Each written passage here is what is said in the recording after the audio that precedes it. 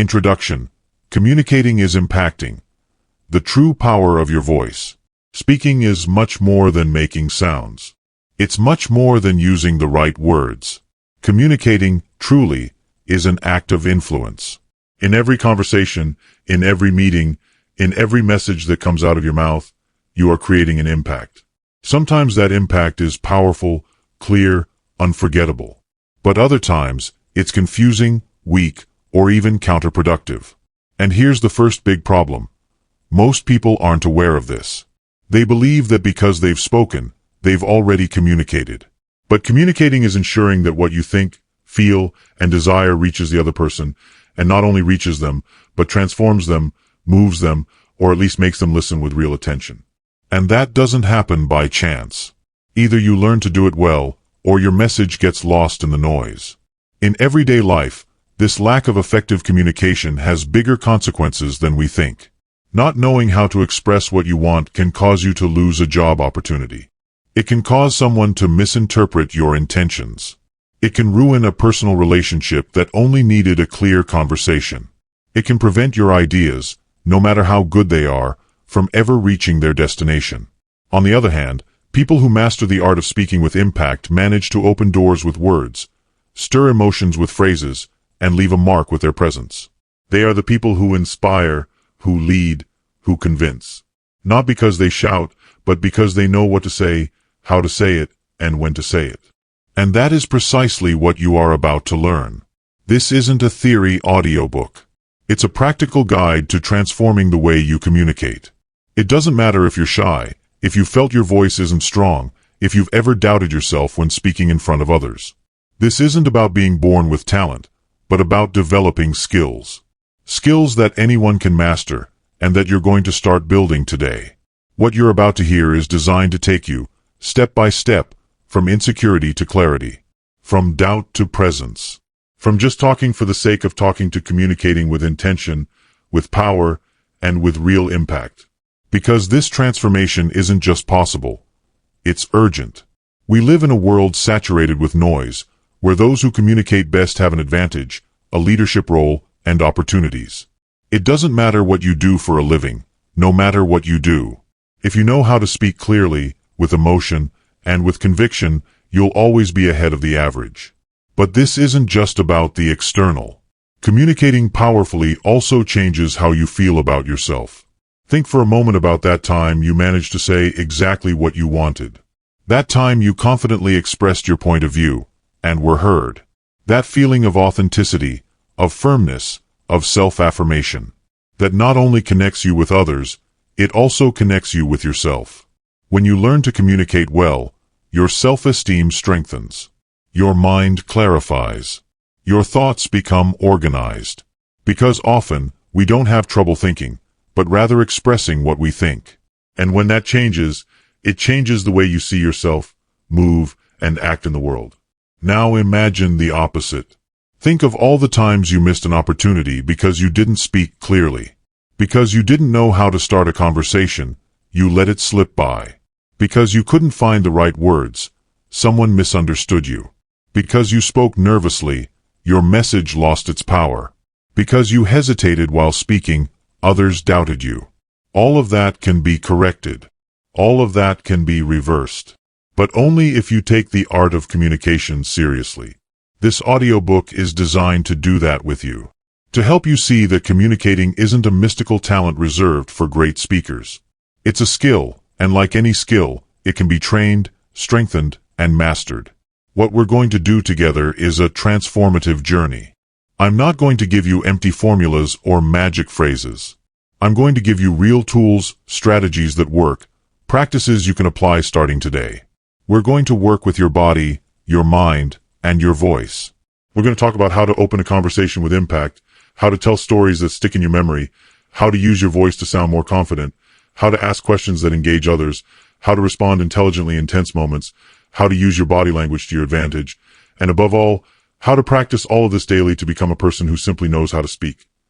And when you speak, things change. This isn't an automatic process. It's not a magic pill. But if you give it time, if you commit to each chapter, you'll begin to see changes. Changes in how others perceive you. changes in how you hear yourself, changes in your work, in your relationships, in your confidence. Because the voice you have today can be transformed. Because the words you use can have an impact. Because communicating truly is one of the most powerful skills you can develop. And it doesn't matter if until now you haven't known how. This is where that change begins. This is where the construction of your new voice begins. A voice that not only speaks, but leaves a mark. And that voice isn't achieved with loose techniques or memorizing phrases. It's achieved by understanding the root of communication, connecting. A powerful word connects. An authentic gesture connects. A well-used silence connects. And when you understand that your communication has the potential to build bridges, to bridge distances, to unite people, then you stop talking for the sake of talking and start expressing yourself with purpose. That purpose is what we're going to build here. Because you're not here to sound pretty.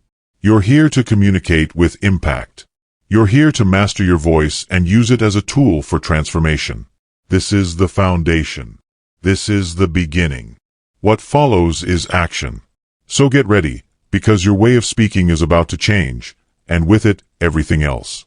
But before we continue, write in the comments which country you are listening to this audiobook from, and if this message resonates with you, like and share this material. That way, you can be sure not to miss any content that nourishes your mind and brings you closer every day to the life you truly deserve. There's no time to waste. Now let's continue. Chapter 1. The Silent Mistake. How poor communication destroys opportunities. There are mistakes that are immediately noticeable, and there are mistakes that hide in silence. Poor communication falls into this second category. It's not always visible, but it is felt.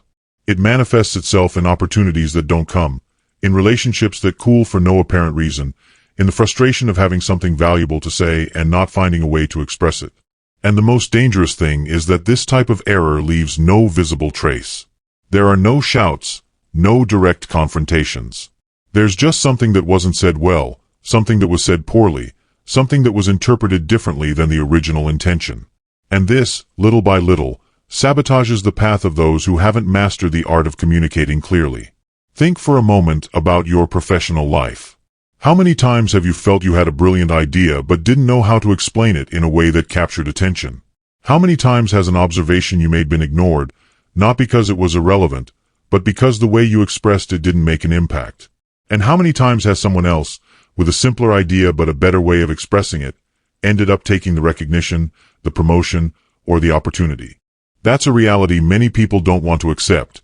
It's not always the one who knows more who wins, but the one who communicates better. And when we don't learn this, we are walking with an invisible, but lethal, disadvantage. Poor communication has a huge cost in personal relationships as well. Sometimes, what one meant to say isn't what the other understood. A misinterpreted tone, a poorly placed pause, an emotion that wasn't conveyed clearly. And that triggers unnecessary conflicts, emotional distance, and mistrust. Most breakups, deep disagreements, or disappointments between people don't occur because of malice, but because of communication failures. Two people who love each other may stop talking not because they don't understand each other fundamentally, but because they don't know how to clearly express what they feel, or because their words sound different from what they really mean. In those moments, what's missing isn't love or intelligence. It's a lack of communication skills. Even on social media, where everything seems fast and superficial, this truth is reflected. Those who don't know how to communicate get lost among thousands of voices. You can have a profound message, but if you don't know how to express it powerfully and simply, no one will listen. And the most frustrating thing of all is that, from the outside, it seems like you're doing nothing wrong. You show up, you speak, you explain, you interact, but the results don't come. And that can generate a very dangerous feeling, the belief that you're not enough. When in reality, the problem isn't you. The problem is the way you're communicating. And that can be changed. Many talented professionals are trapped in that cycle. They know they have the ability, they have good ideas, they can add value. But every time they have to speak in public, in a meeting, or even in an important conversation, they feel like something's stuck. That their words aren't coming out the way they intended. That their tone sounds uncertain. That their message isn't getting across. And then frustration sets in, the fear of exposing themselves, the self-imposed silence. Little by little, they withdraw. And every time they remain silent to avoid a potential mistake, they are losing the possibility of a connection, an alliance, an improvement. This silent mistake settles like a shadow over the lives of many. It doesn't show on your resume, it isn't measured with metrics, it isn't reflected in reports. But it's there. It's in the boss who doesn't see you as a leader because he doesn't listen to you with conviction. It's in the colleague who doesn't consider your proposal because you didn't know how to present it powerfully. It's in the client who chooses someone else not because you're better, but because you spoke to them in a clearer, more trustworthy, more compelling way. And all of this, over time, accumulates. It transforms into a gap between what you're capable of achieving and what you're actually achieving. The same thing happens with young people starting out on their professional journey. They arrive with energy, with fresh ideas, and a willingness to grow. But if they don't know how to express their thoughts, how to present their proposals, how to speak in meetings without sounding nervous, then that energy dissipates. And often, they see how others advance faster simply because they have better communication skills. Not necessarily more talent. Just more preparation to say what they want to say, in the right way, at the right time. And that's what makes the difference. On an emotional level, the impact is also profound. When you can't communicate well, you feel disconnected from the world. You feel ununderstood, unvalued, and unable to express yourself as you truly are. And that feeling generates anxiety, insecurity, and isolation. Therefore, learning to communicate well isn't just a professional skill. It's a human need. It's how we heal bonds, avoid misunderstandings, and build bridges instead of walls. Because deep down, we all want to be heard, understood, and valued. But that only happens if we learn to speak with intention, clarity, and empathy. The big mistake is believing that communicating is simply talking. It isn't. Communicating is generating an experience in the other person. It's ensuring that the person listening not only understands your words, but connects with what you say, feeling that it has value, that it matters to them. And that doesn't happen by accident. It's trained. It's built. It's mastered through practice, observation, and awareness. Because communicating isn't automatic. It's not enough to know what to say. You have to know how to say it, and above all, how to make what you say leave a lasting impression. Every time you choose not to speak for fear of making a mistake, you're letting silence win. And that silence isn't neutral. That silence speaks for you. It says, I'm not confident, I don't know how to express it, I'm not as worthy as others. Even if it's not true, that's what it's interpreted to mean. And if you don't actively work to change it, that perception becomes reality. That's why this chapter isn't just a warning. It's an invitation to wake up. To honestly look at the moments in your life you've struggled to communicate powerfully.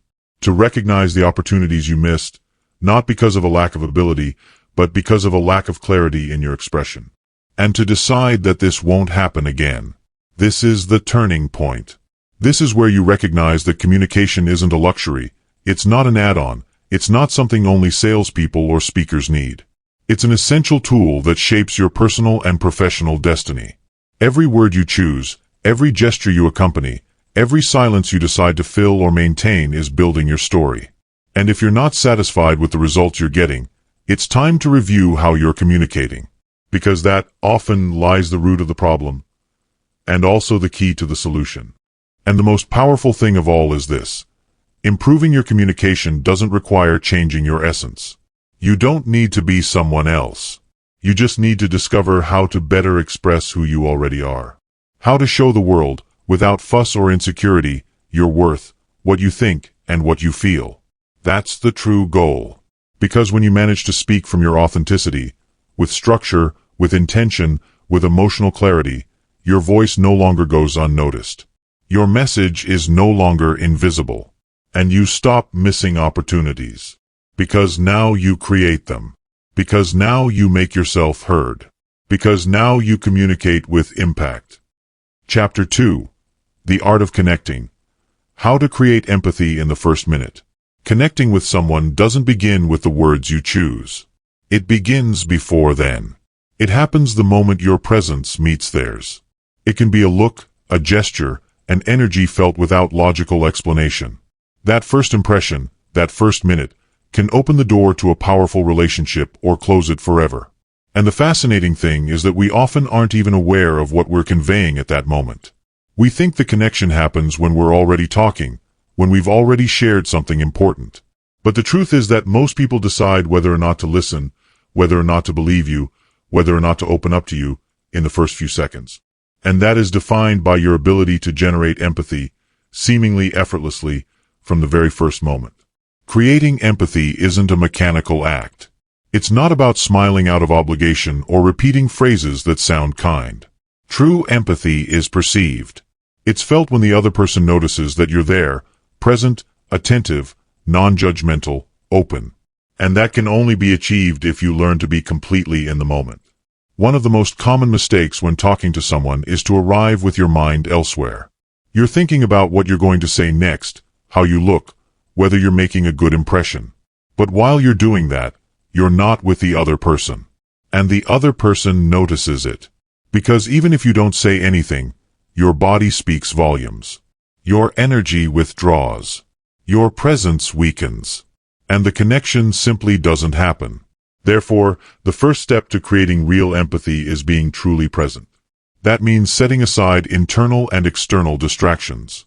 Not looking at your phone, not looking around for something more interesting, not mentally interrupting the other person with your own thoughts. It means looking attentively, listening with intention, sensing the other person without waiting for your turn to speak. In this state, body language naturally aligns with your genuine interest. Your gaze becomes steady, relaxed. Your body orients toward the other person. Your facial expression conveys openness, not judgment. And all of this, before you say a single word, is already building connection. A powerful technique for opening a conversation and generating immediate rapport is subtle synchronization. It's not about imitating, but about matching. Observe the other person's rhythm, how they move, how they breathe, how they speak. And little by little, adapt your rhythm to theirs. This creates an unconscious resonance. The other person feels something familiar, something that makes them feel understood, even if they don't know why. It's as if you're both dancing to the same beat. And in that shared rhythm, the conversation flows with less friction. This technique has been used by great negotiators, therapists, leaders, and high-level communicators. Because when you manage to get in tune with the other person from the beginning, you no longer need to convince. You just need to accompany the natural flow of the conversation. Another key element to connecting is knowing how to start from a place of genuine interest, not from within yourself. Many people begin conversations by talking about themselves, sharing something personal, or offering an opinion. But this can create barriers if the other person isn't yet open to receiving. Instead, asking an open question, well phrased and with an authentic tone, can change everything. Asking how they feel, what they think, what they've noticed, what catches their attention, creates a space for openness. The other person's brain goes into exploration mode. And when they answer, they begin to connect with you without realizing it. This not only opens the door to conversation, it puts the other person in the spotlight, which makes them feel valued and heard. The quality of your connection is also defined by your ability to read the other person's nonverbal language. Learn to carefully observe what isn't being said. A micro-expression, a subtle change in tone of voice, a hand movement, a closed or open posture, all of these indicators allow you to adjust your communication style in real time. If you're talking and notice the other person slightly backing away, averting their gaze, or crossing their arms, don't take it as rejection. Take it as information. Maybe your energy is being too intense. Maybe you need to pause. Maybe you need to shift your focus. Reading another person isn't judging them, it's understanding them. And the more you hone that ability, the deeper you can connect. There's something very powerful about silence, well used. Not awkward silence, but that moment when you intentionally pause, allowing the other person to think, to breathe, to process. In that pause, you're saying, I'm here, I'm not in a hurry, I'm truly listening to you. And that's worth 1,000 words. Because we live in a culture where everyone wants to talk, but few know how to listen. When you decide to become that person who truly listens, who observes with empathy, who asks questions with genuine curiosity, you become someone memorable. Someone who leaves a mark. You don't need to be extroverted to connect. You don't need the charisma of an actor or the eloquence of a politician. All you need is presence, curiosity, and openness. When your energy is in the right place, the other person feels it. They don't need explanations. They don't need grand speeches. They just need to feel that you're there, with them, not against them. And from there, any message you convey will have a solid emotional foundation. Because you're no longer speaking from logic, but from human connection. It's also important to remember that connecting doesn't always mean agreeing. You can have different opinions, opposing views, even different values. And yet, you can connect. Because connecting isn't about thinking alike. It's about respecting, understanding, and making room for differences. And that can only be achieved if you have the emotional maturity not to impose your truth, but rather to share it with humility. When you speak from your experience without trying to convince, when you validate the other person's experience even if you don't share it, you are creating common ground. And on that common ground, trust is built. And where there is trust, there is the possibility of influence. Every time you manage to create empathy from the first minute, you'll be gaining enormous emotional ground. You'll be opening the door to deeper conversations, more authentic relationships, and opportunities you didn't see before. Because human connection is the foundation of everything else. No matter how much you know, how much you study, or how much effort you put in, if you don't know how to connect, others won't listen. But when you connect, even mistakes are forgiven, even imperfections are accepted. Because you're no longer speaking to the other person's mind, you're speaking to their humanity. And that's the true art of communicating with impact. It's not impressing. It's connecting. It's not controlling. It's resonating. It's not dominating the conversation, but co-creating it. And when you achieve that, when you learn to open with empathy, to read without judgment, to speak from presence, you become a person with invisible power. Because where others see resistance, you see openness. Where others clash, you flow. Where others impose, you inspire. And that, without a doubt, is a skill that transforms lives. Yours, and that of everyone who listens to you. Chapter 3. Powerful Storytelling. Speak with pictures, not data. Facts inform. Stories transform. You can reel off data, statistics, and solid arguments for an entire hour, but what will stay etched in the other person's mind and heart will be the story you told. A vivid image, a real emotion, a concrete situation that connected with their own experience. That's the difference between communicating to inform and communicating to impact.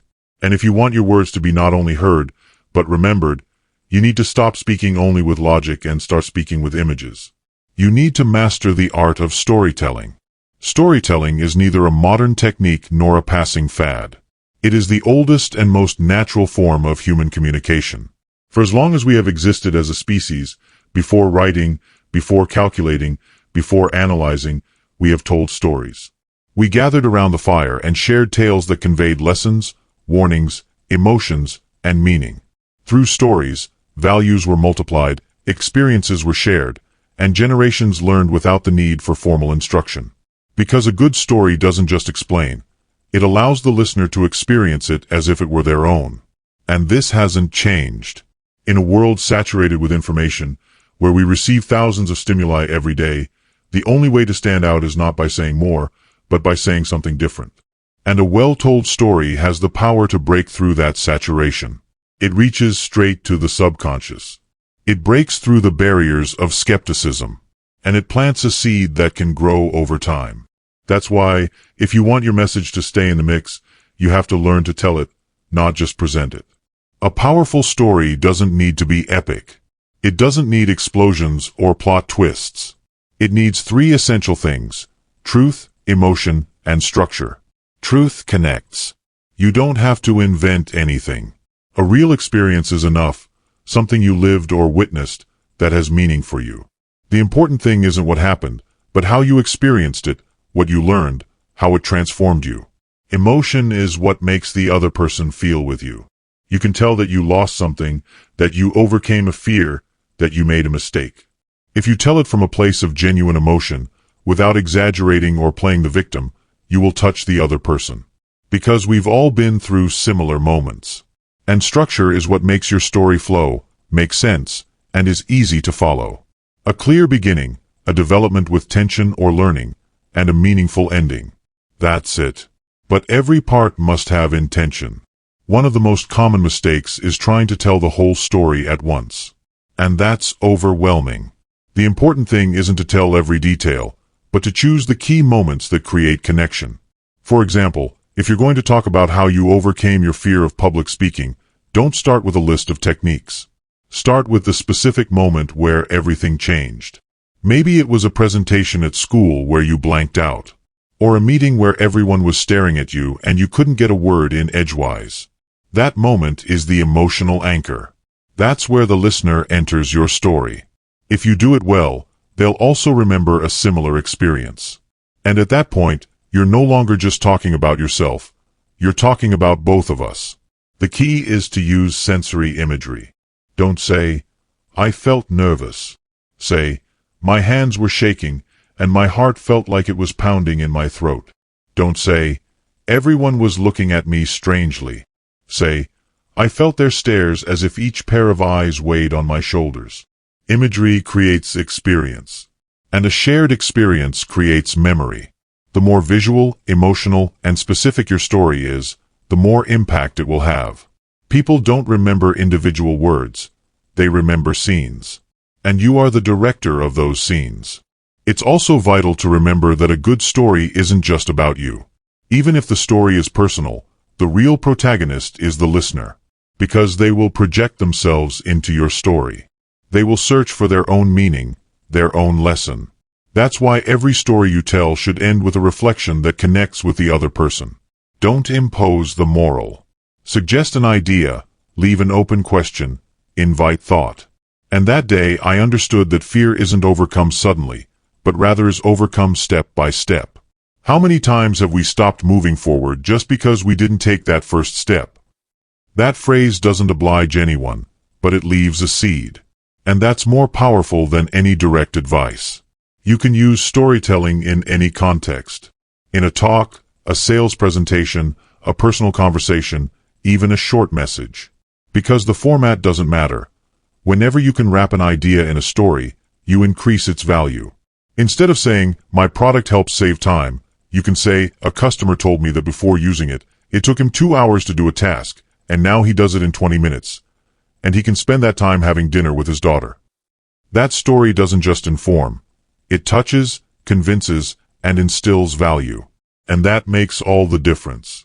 You can also practice by creating your own story bank.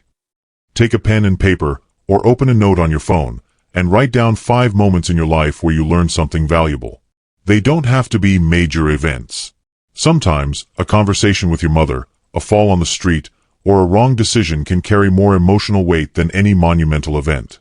The important thing is to identify what you learned, what you felt, and how you could tell it in a way that others can also make sense of. Every story is a tool. And the more tools you have, the richer your communication will be. Now, storytelling isn't acting. You don't need to pretend or exaggerate. You just need to relive it. Emotionally return to that moment, connect with what you truly felt, and let that emotion flow through your voice, your gaze, your body. That's what generates authenticity. And authenticity is the most valuable currency in communication. You can have the best words, but if the other person doesn't feel you're being genuine, you won't connect. On the other hand, if you speak from emotional truth, even if you make mistakes, even if you falter, the other person will believe you. Because you can tell when someone is speaking from the heart. When practicing storytelling, it's also helpful to observe how the other person reacts. If you see them fully attentive, smiling, leaning toward you, nodding, you're building a connection. But if they seem distracted, uncomfortable, or distant, you may need to adjust the pace, shorten the story, or shift the emotional focus. Storytelling isn't a closed formula. It's a dance between the teller and the listener. And that dance is refined through experience, observation, and presence. Finally, remember this: everyone has powerful stories. It doesn't matter if you haven't had great adventures. It doesn't matter if your life seems normal. Within every everyday experience lies a universal emotion. The time you doubted yourself. The time you made a mistake. The time someone believed in you when you didn't even believe in yourself. Those stories have power. They have truth. And if you tell them well, they can change the day, the mind, or even the life of the person listening. Speaking with images, not data, isn't a superficial technique. It's a strategic choice for communicating deeply. When you master storytelling, you stop being just someone who gives information. You become someone who transforms. Someone who leaves a mark. Because it's not about what you say. It's about what the other person feels after listening to you. And if that feeling is charged with truth, emotion, and meaning, then your message won't be just another one. It will be the one that is remembered. It will be the one that impacts. It will be the one that changes. Chapter 4. Questioning is Mastery. How to use questions to guide, influence, and sell ideas. Asking questions isn't simply a way to gather information. It's a strategic tool of silent power. When you know what to ask, when to ask it, and how to modulate your tone, you can change the course of a conversation, disarm an objection, ignite curiosity, or even lead someone toward a conclusion without them realizing they've been led.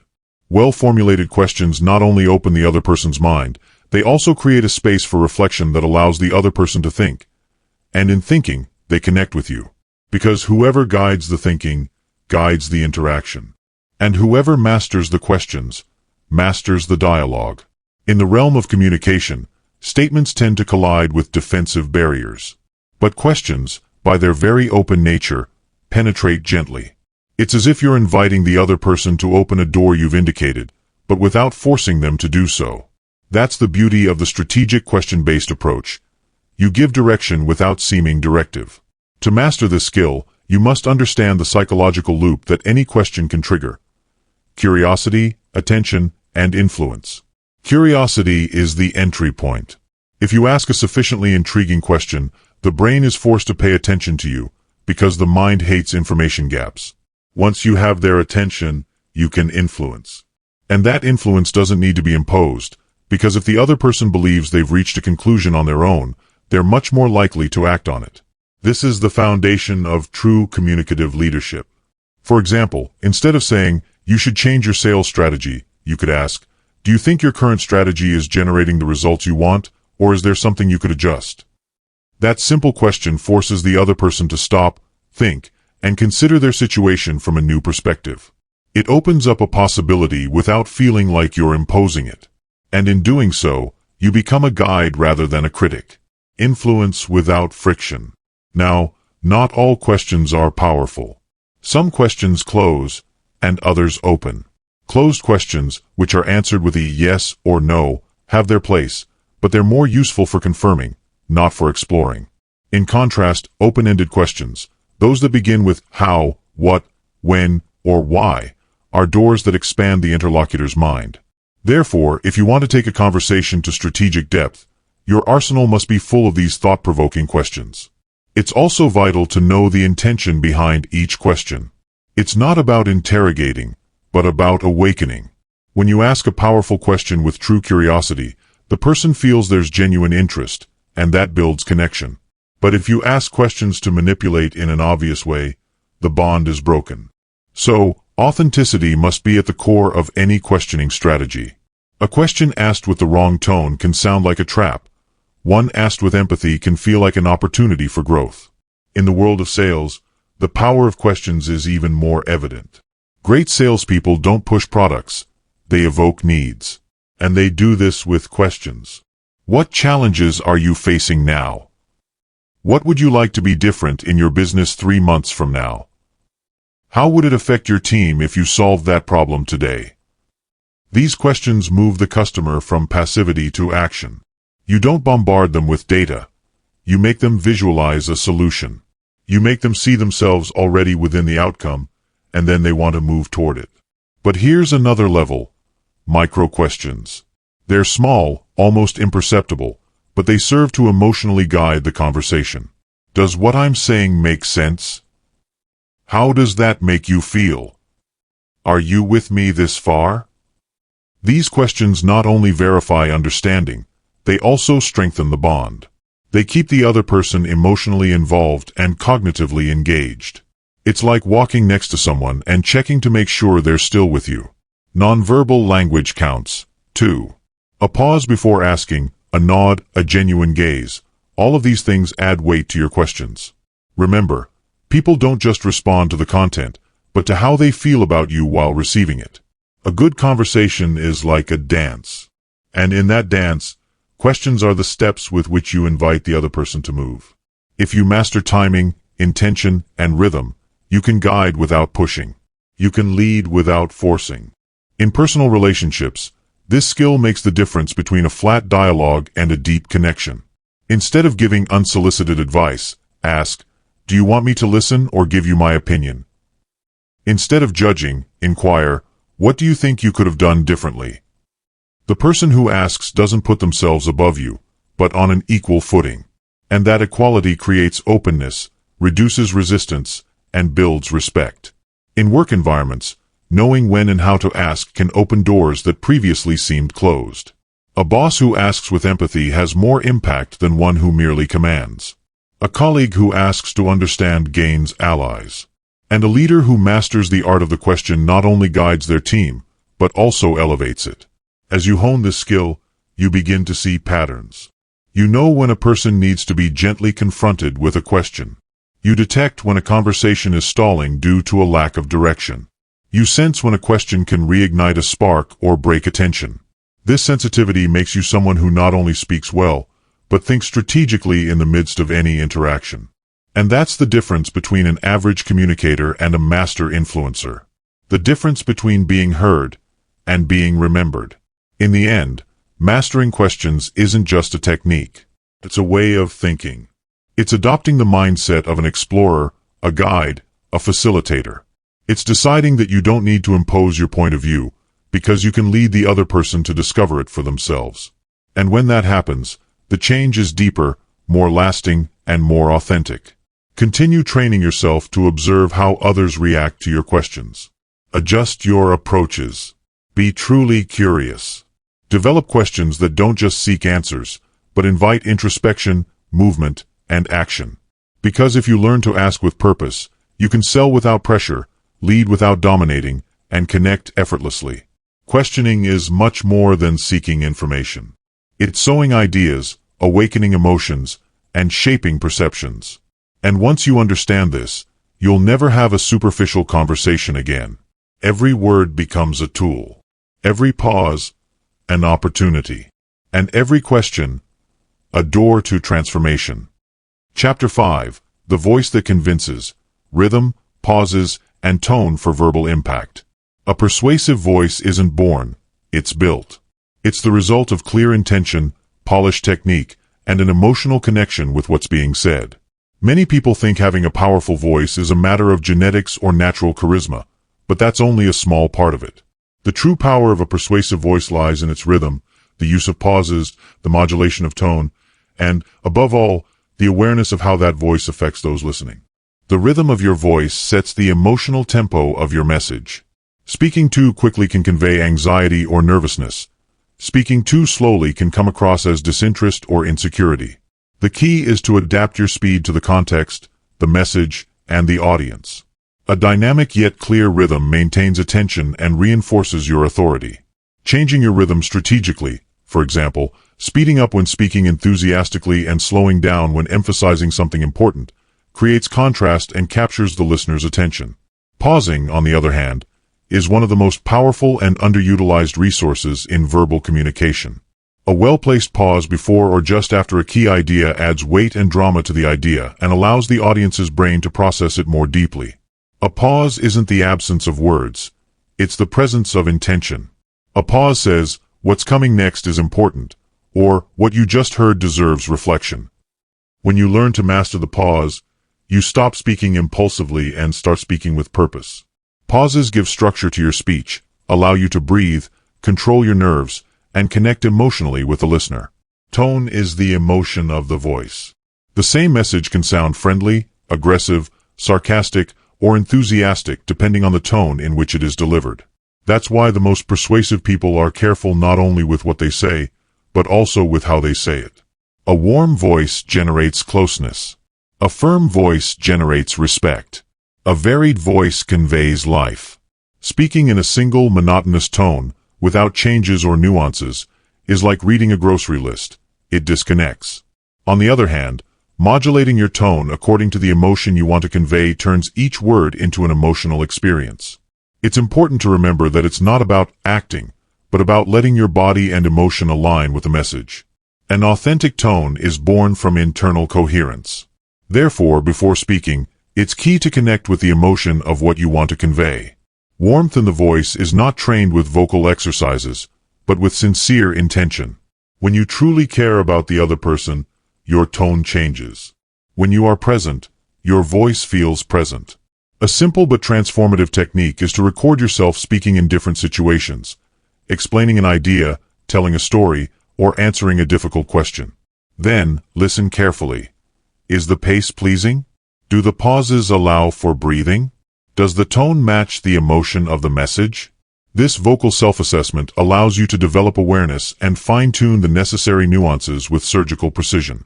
Furthermore, practicing key phrases in front of a mirror, intentionally varying your pace and tone, strengthens the emotional muscles of your voice. Another powerful technique is practicing diaphragmatic breathing, which allows you to sustain your voice better, maintain a more stable tone, and better control pauses. Speaking from the diaphragm projects more confidence and reduces vocal tension. Your voice is produced not only in your throat, but throughout your entire body. Relaxed shoulders, a loose jaw, and a steady gaze contribute to convincing vocal delivery. It's also crucial to understand that your voice reflects your internal state.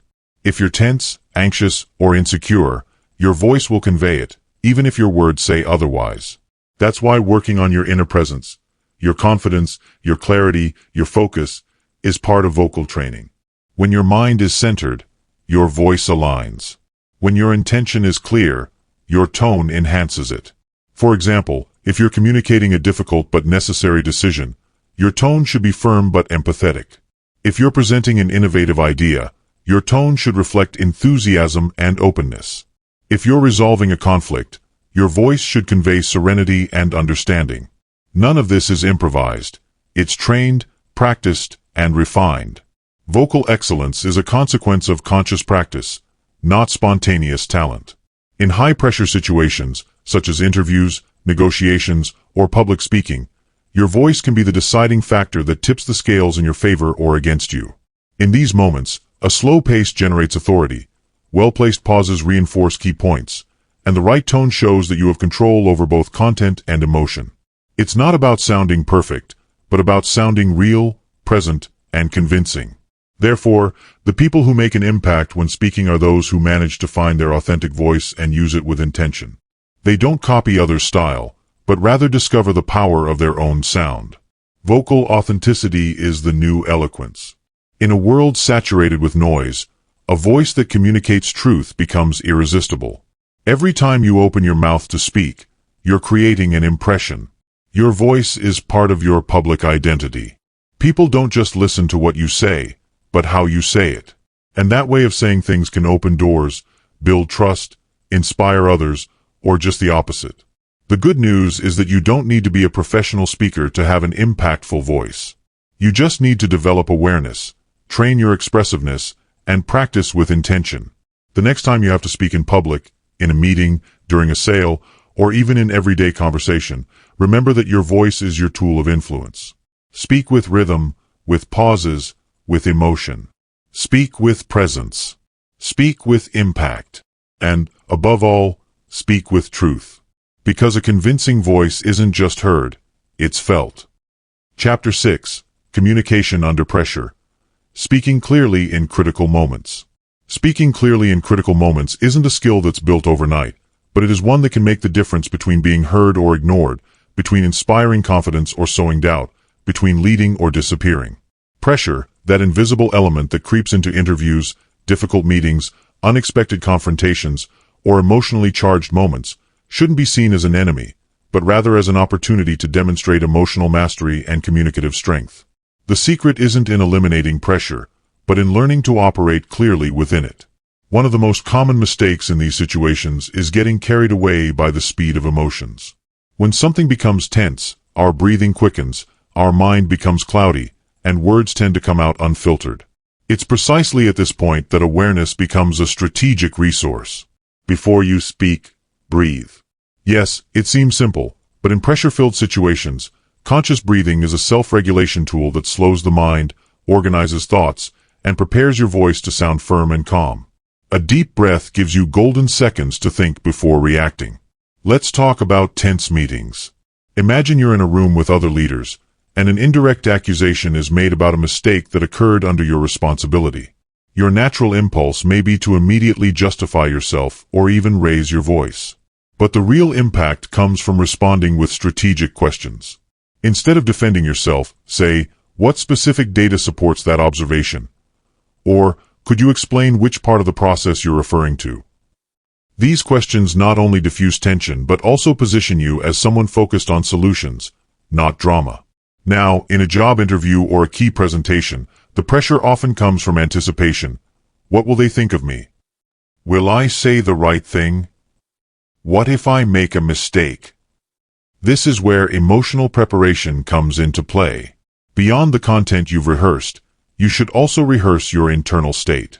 Visualize the moment. Practice your answers out loud at the pace you would use in the real situation. Speak in front of a mirror. Simulate the toughest questions. And above all, mentally repeat a powerful affirmation: "I'm here to add value, not to impress." This phrase transforms your anxious energy into presence.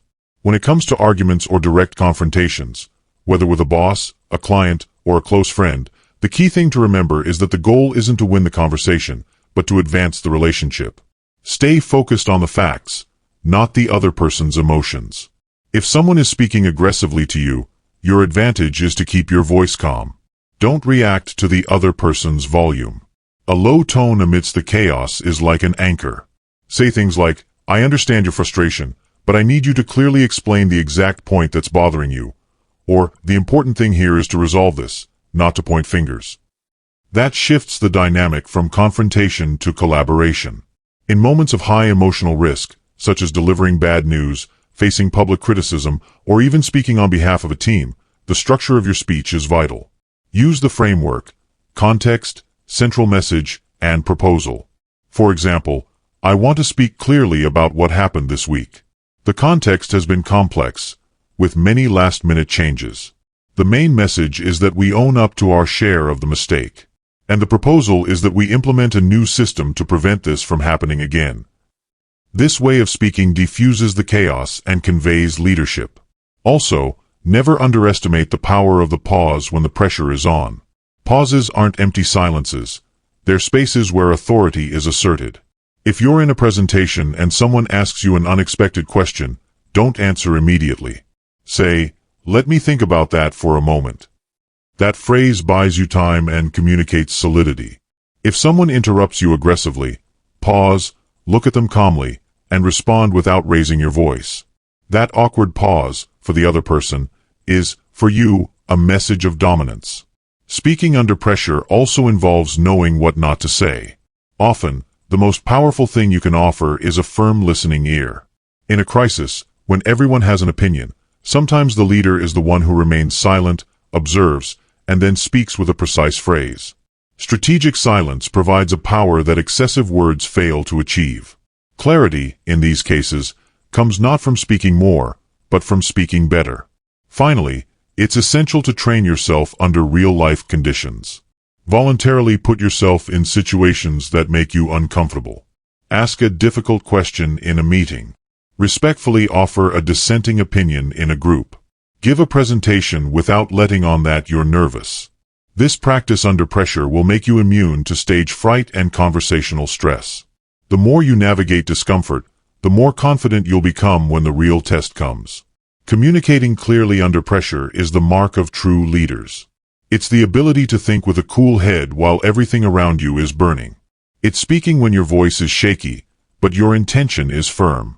It's turning critical moments into scenarios where your presence, your mind, and your words align in a single direction: impact, respect, and resolve. And when you achieve that, You become a person who not only speaks well, but leads with their communication, even on the most difficult days. Chapter 7. Active Listening. The secret that makes you an irresistible communicator. Most people believe that communicating well is about speaking, about using the right words, the right voice, and a clear message. But the true essence of a powerful communicator lies in their ability to listen. To truly listen. Active listening isn't simply staying silent while the other person speaks. It's paying attention with your whole body, your whole mind, your whole heart. It's a profoundly transformative skill, and when practiced consistently, it turns anyone into a compelling communicator. Because when you truly listen, you build trust. And when there is trust, there is connection. And with connection, influence becomes natural. In that context, your very presence communicates respect, interest, and authenticity.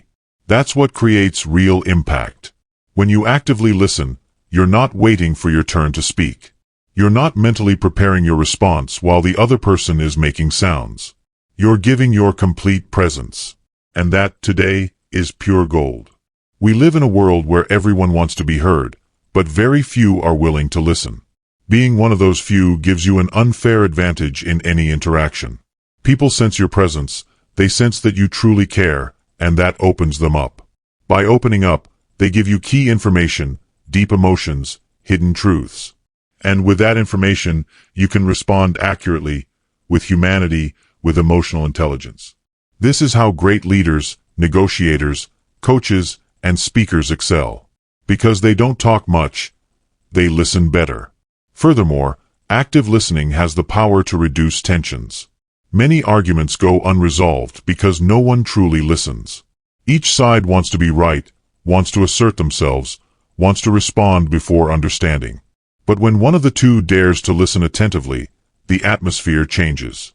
The other side feels validated, acknowledged, less defensive. And from there, something can be built. Therefore, attentive listening isn't passive. It's a form of invisible leadership. It's about dominating the conversation without needing to speak. It's about guiding the interaction from a deep, calm, and strategic place. This is a key skill for managing conflicts, inspiring teams, connecting with clients, and even for having deeper and more harmonious personal relationships. To develop this skill, you have to start with your body. Because the way you listen also communicates. Your posture should be relaxed but attentive. Your eye contact firm but warm. Your face should show interest without judgment. And, above all, you must eliminate internal distractions. The ego must be left out. This is not the time to prove you know better, or to mentally correct what you hear. It's time to absorb, to empathize, to let the other person's words enter unfiltered. This requires training. At first, it may be uncomfortable because we are conditioned to react quickly.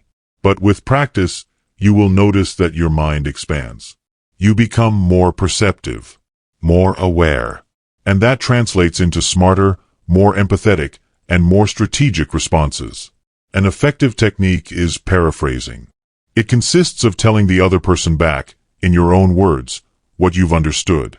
For example, "So, if I understand you correctly, what's worrying you is..." This shows that you're following the conversation carefully and allows you to correct potential misunderstandings immediately. You can also use intelligent silences. Often, after a pause, the other person continues speaking and reveals deeper information. Don't interrupt. Leave space. Silence is also listening. And in that silence, much more is said than meets the eye. You can also ask open-ended questions that invite discussion. How did that feel? What was the most difficult thing about that experience? What do you think you need now? These questions not only show interest, but they also open the other person's emotional channel. And once opened, connection is inevitable. Another powerful key is listening beyond words. That is, paying attention to nonverbal language. Tone of voice, rhythm, gestures, pauses, all of this communicates. Often, what someone says isn't the same as what they truly feel. And if you learn to read between the lines, to notice what isn't being said, your communication takes you to another level. For example, someone may say, "I'm fine," but their tone is subdued, their posture closed, their gaze lowered. If you detect that inconsistency and respond with empathy, "Are you sure? I think something's worrying you," you can open a very deep space of authenticity. This generates trust, respect, and a more genuine relationship. In professional contexts, this skill makes you indispensable. Because while others focus only on the superficial, you understand what really matters. Furthermore, when you listen with intention, you can identify opportunities that others overlook. You can uncover unspoken needs, hidden desires, pain points no one else has identified. And when you are the one who responds to those invisible needs, you become unforgettable. Your impact multiplies, because the other person feels you understood them even before they expressed it. That's mastery in communication. And that doesn't come from talking more, it comes from listening better. So start practicing. In every conversation. With your family, with your colleagues, with strangers. Try the experiment of listening without interrupting. Of listening without judging. Of listening with your heart. And observe what happens. You'll see how people open up. How they trust you. How you begin to influence without imposing anything. Just by your presence. Just by your attention. Active listening is one of the most underrated and most powerful skills in human communication. It doesn't make you weak. It doesn't make you passive. It empowers you. The power to connect, to guide, to lead from silence. Because when you know how to listen, you know how to respond precisely. You know when to speak, when to be silent, when to ask questions, when to affirm. And that makes you magnetic. Someone trustworthy. Someone who doesn't need to shout to be heard, because their very presence inspires respect. Active listening transforms not only your conversations, but also your way of being in the world. It makes you more aware, more empathetic, wiser. And in a noisy, fast-paced world, that's exactly what's needed most. Chapter 8. The Power of Body Language. How to say it all without saying a word. Your body speaks before you even open your mouth. Before a single word leaves your lips, you've already communicated something. Your gestures, your posture, the way you use your hands or hold your gaze, all of these convey more information than you imagine. And if you're not aware of what you're projecting, you could be sabotaging your message without even realizing it. Body language isn't a superficial embellishment. It's the primitive language that the human brain understands before any word. Learning to master it is like gaining access to a hidden channel of influence that operates at an instinctive level. When a person walks into a room with their head held high, their shoulders back, and a purposeful stride, they're already saying, "I am present, I am confident, I know who I am." That impression is formed in seconds, even before they say their name. And it's not a matter of pretending, but of aligning your body with your message, your intention, and your truth. Because if what you say doesn't match what your body conveys, people will believe their body. One of the most powerful keys to body language is congruence. If you say you're excited but your arms are crossed and your shoulders slumped, no one will believe it. If you speak of confidence while avoiding eye contact and having a weak tone, your message falls apart. But when your body and your words dance in harmony, something magnetic is generated. People feel they can trust you. That's why one of the best investments you can make in your communication is to observe yourself. Record yourself speaking.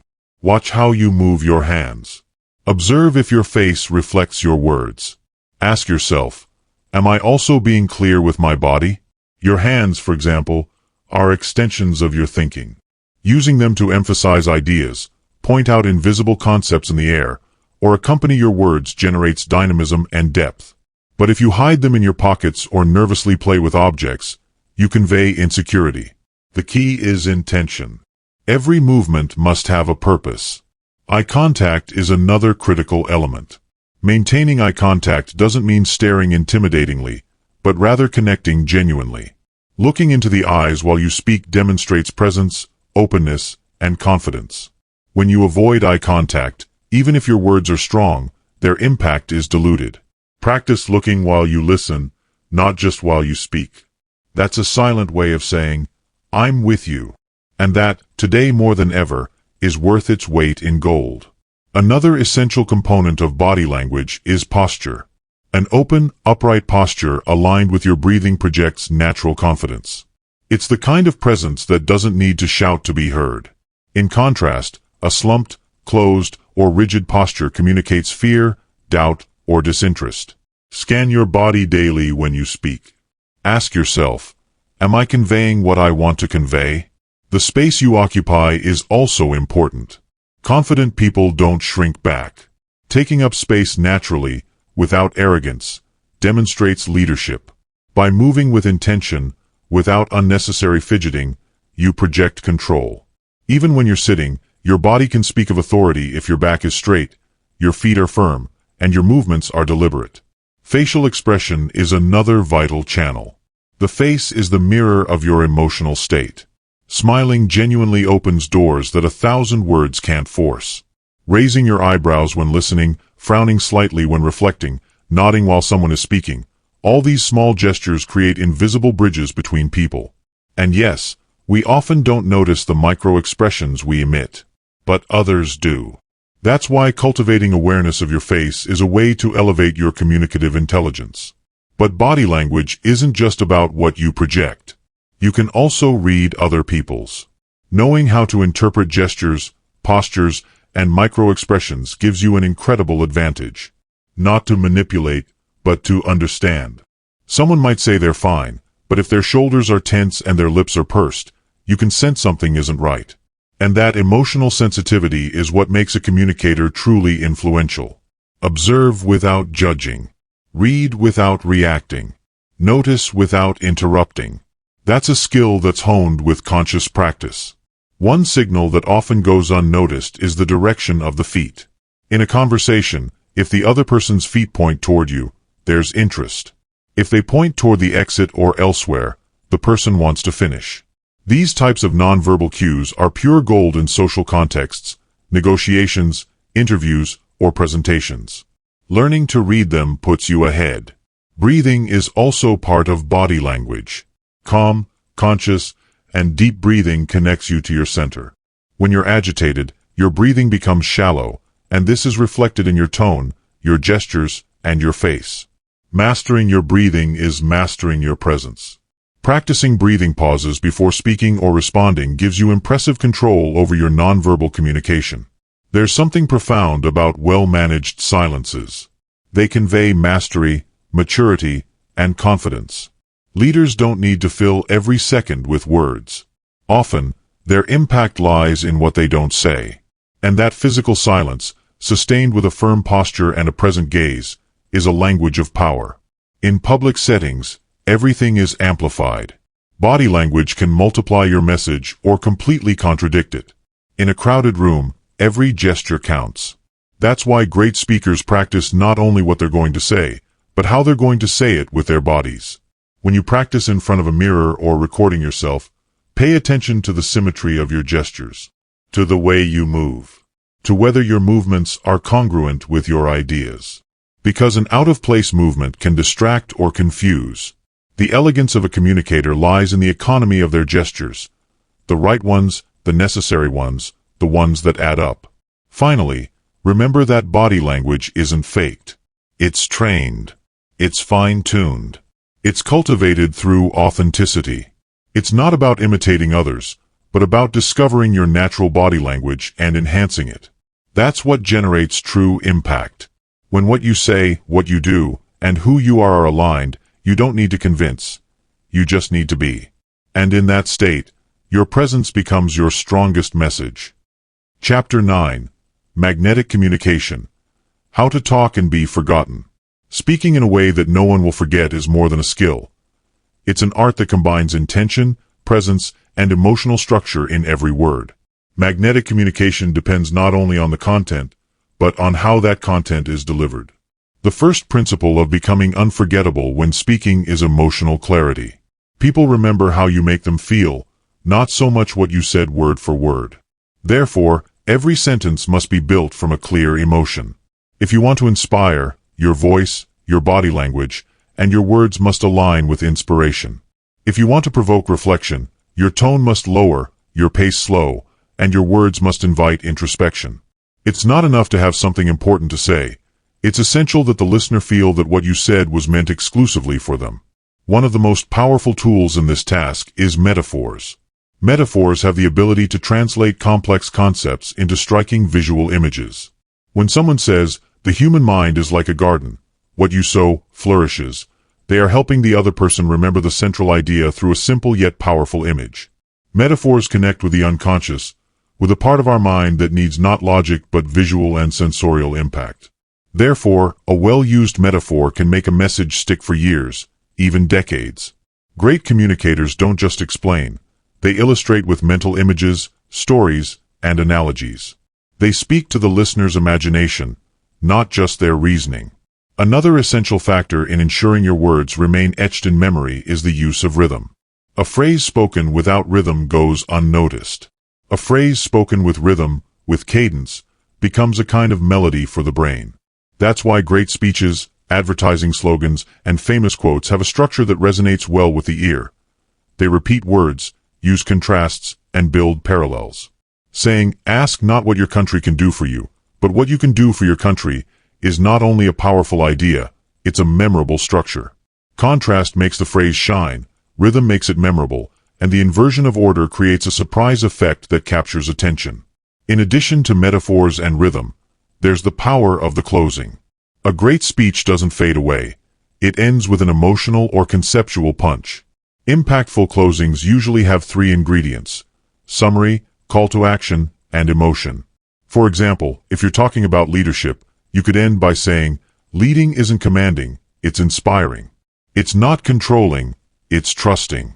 It's not imposing, it's awakening." That type of closing uses the rule of three, contrast, and rhythm. People retain that image and take it with them.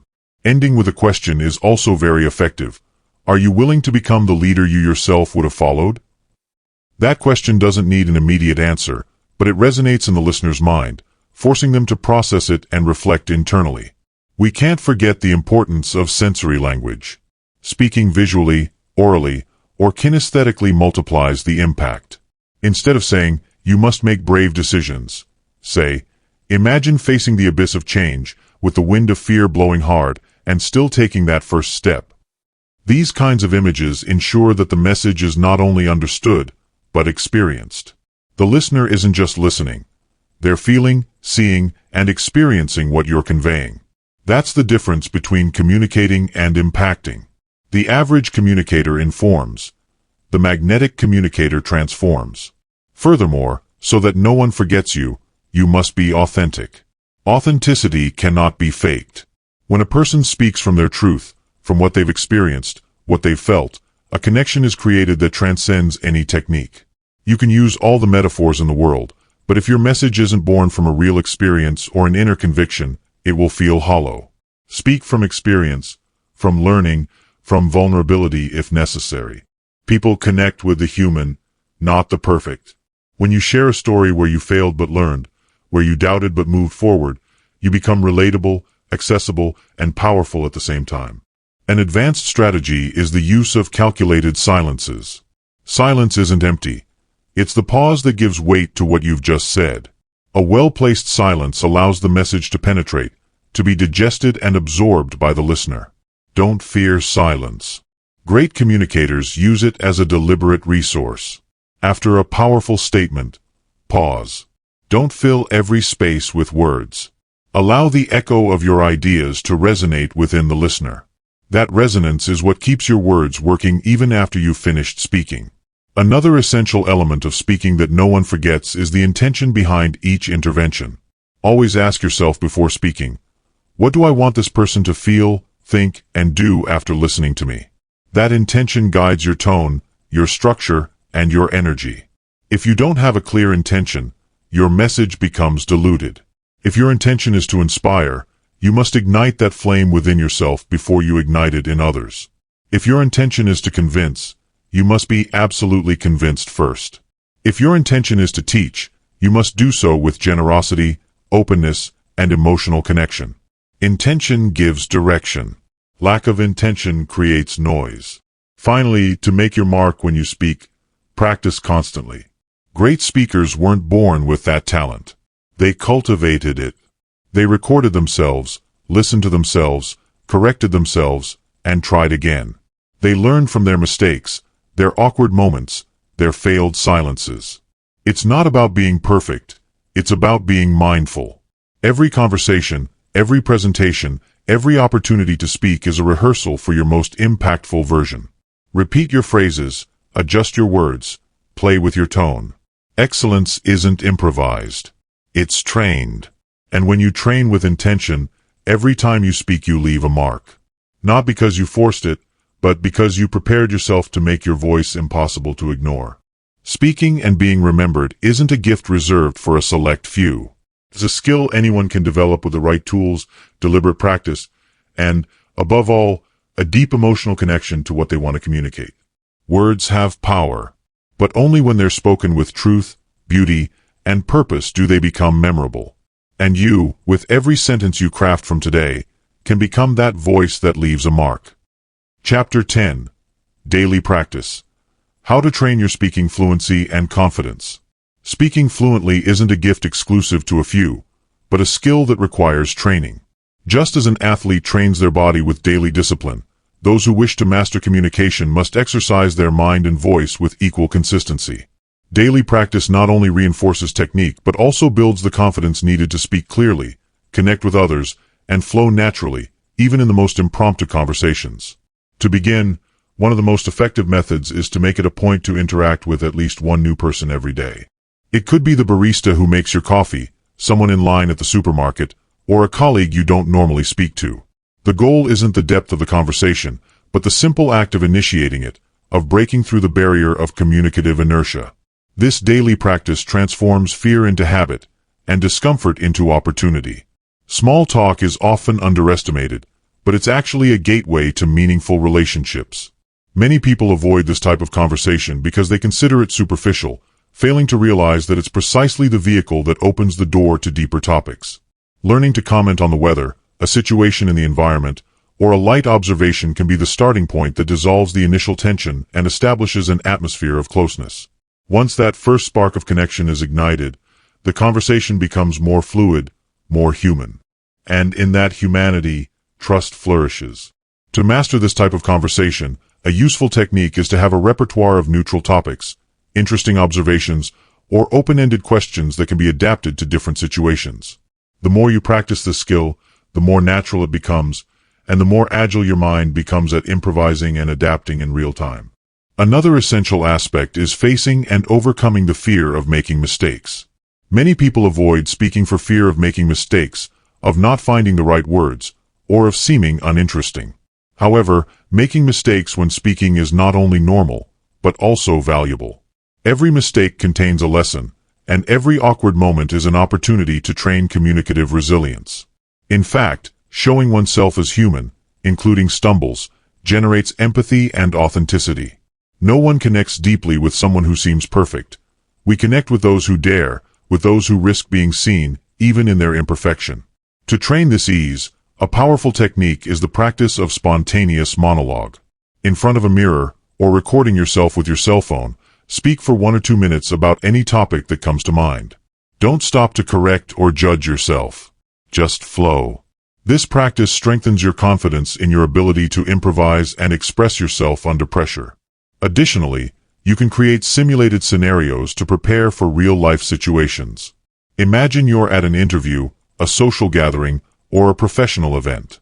Visualize the environment, the people's energy, the types of questions you might receive. Then, act out the scene. Speak out loud as if you were already there. This activates neural circuits similar to those used in a real-life situation, reducing stress and increasing familiarity when the time comes. The more you mentally and verbally expose yourself to these scenarios, the more prepared you'll be to face them with poise and spontaneity. And if you combine this with a daily routine of reading aloud, even for just 10 minutes, you'll notice how your articulation, diction, and intonation also become more refined, almost without realizing it. Ultimately, the key to this entire process lies in consistency. It's not about achieving immediate results, but rather about building, day after day, a more confident, clearer, and more expressive version of yourself. Just as a drop of water can shape a stone over time, your daily practice can transform your way of communicating. This transformation will not only benefit you, but will also impact those around you, because communicating better also means listening better, connecting better, and leaving a deeper mark in every conversation you have. Speaking with impact isn't a distant goal. It's a direct consequence of your daily decision to exercise your voice, your mind, and your presence, with intention, with courage, and with a firm conviction that every word can change a life. Maybe yours, maybe someone else's. Conclusion: your new voice. The beginning of transformative communication. Your voice isn't the same anymore. You may not notice it immediately, but something profound has changed. It's not just about sounding better or speaking more clearly. It's about knowing you now have a powerful tool within you, one that was always there, waiting to be used with intention. This audiobook hasn't been an end, but a beginning. The real impact doesn't happen when you simply understand the theory, but when you begin to live it. When you practice day after day. When you face real conversations, new situations, moments where your heart races and you decide to speak, not from fear, but from connection, from clarity, from your truth. Because now you know you don't have to impress anyone. You have to make an impact. And real impact doesn't come from perfection, but from authenticity with presence. Communication is a living skill. It's not learned once and for all. It's trained. It's polished. It's renewed. Like a muscle that responds to constant use, your voice will become more confident the more you use it purposefully. Speaking isn't just about making sounds. It's about building bridges, opening doors, stirring emotions, and generating change. From now on, every conversation can be an opportunity. Every meeting, a chance to make a positive impact. Every time you share an idea, you'll know how to deliver it with impact, how to make the other person not only understand but also feel what you say. And that ability to touch people's minds and hearts puts you in a privileged position to lead with your message. Keep growing. This path doesn't end here. Listen to great communicators.